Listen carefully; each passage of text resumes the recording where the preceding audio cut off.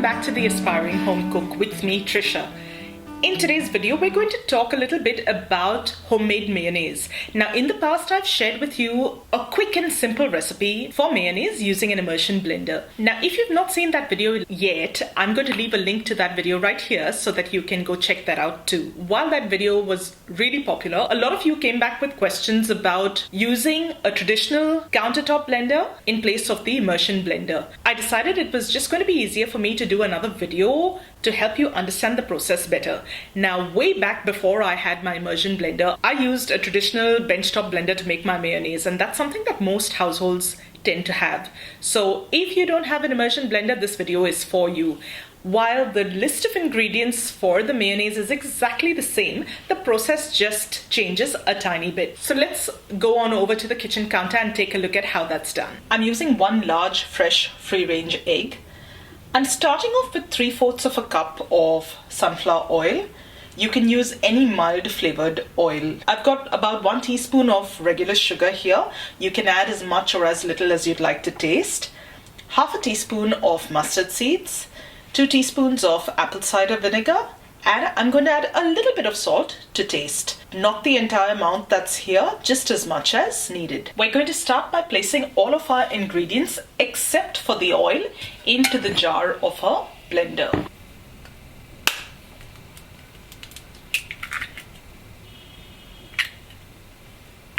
I've put in the egg, adding the sugar, a little bit of salt, the apple cider vinegar, and the mustard seeds. And I'm going to blitz this together for a few seconds just to mix everything up before we start adding the oil.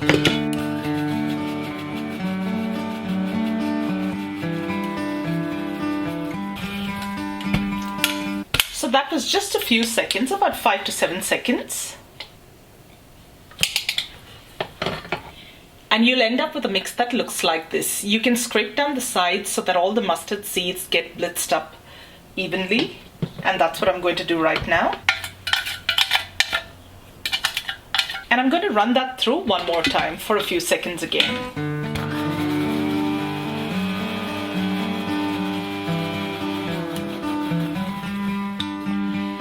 Now for the oil, we're just going to trickle that in. And this helps it emulsify. So what I do, I take off this little lid, flip it upside down. Now there's just a tiny little escape hole like you see here. It sits really well and that suits me just fine. Now if you don't have a blender that is set up like this, just make sure you're trickling the oil in a really fine stream. Alright, so I'm just going to leave that there, turn the mixer on and gently stream it in. I'll see if I can capture that for you.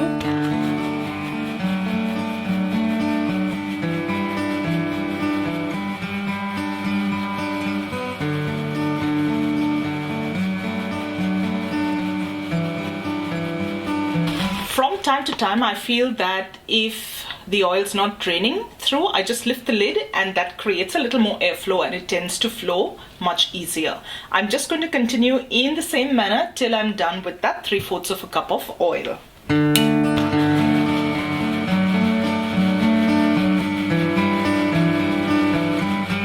I'm done with that amount of oil. Let's open this up and have a look at it. We're now going to check for seasoning, adjust as needed, so you can add a little more sourness, salt, sugar, depending on your preferences. Now this does take a few minutes like you've seen here. However, if you feel that your mixer is heating up, I'd recommend stopping for a little while just to give your mixer a chance to rest. I've never had the need to do that, but you know your mixer best, so just go by what works best for you. And the moment of truth. So like you can see here, it's fairly thick and creamy. The oil has emulsified well. I'm just going to leave it at this stage. I'm not going to add any more oil to it because I'm happy with the way this has turned out. If you've added a little too much oil, or if your mayonnaise looks like a big soupy mess, or if it looks like it has split like you see here, don't worry. I'm going to show you how you can actually rescue your split mayonnaise today. So here's what we're going to do. I'm just going to pour it out into another jug. That way I can mix everything up well. And I'm going to crack in another egg. Now, instead of using oil to trickle in and emulsify our mayonnaise, we're just going to use this stuff. All right, now keep in mind, once you're done adding this to the egg, it's going to get thicker and you may need to add just a tiny bit more oil at the end. So we'll just start mixing, we'll see how we go and whether or not we need to add any more oil.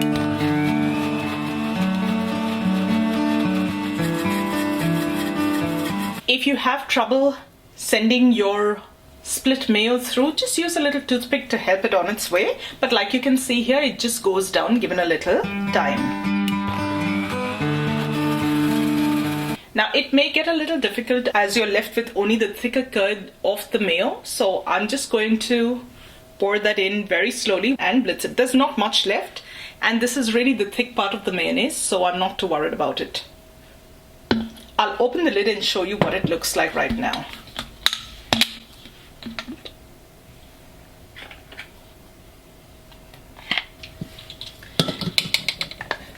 So now, like you can see here, it has emulsified to a much better level after we added that second egg. That just goes to show you that your mayo really doesn't go to waste. You've just got to work with it a little bit, understand how to make it work for you, and you'll never waste another batch of mayo again. So I'm just going to add the last bits, the dredges, and we're going to get the lid on, give it one last blitz, and we should be ready to go. This time, just a quick 5 to 10 seconds should be plenty.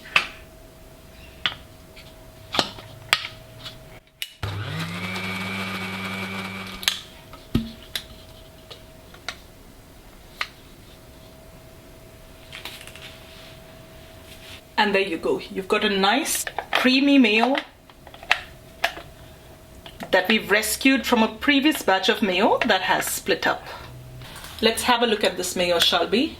Like you can see, it's nice, thick, creamy, and seasoned just the way you like it. Yes, this does take a little longer than when you're using an immersion blender, but it can definitely be done.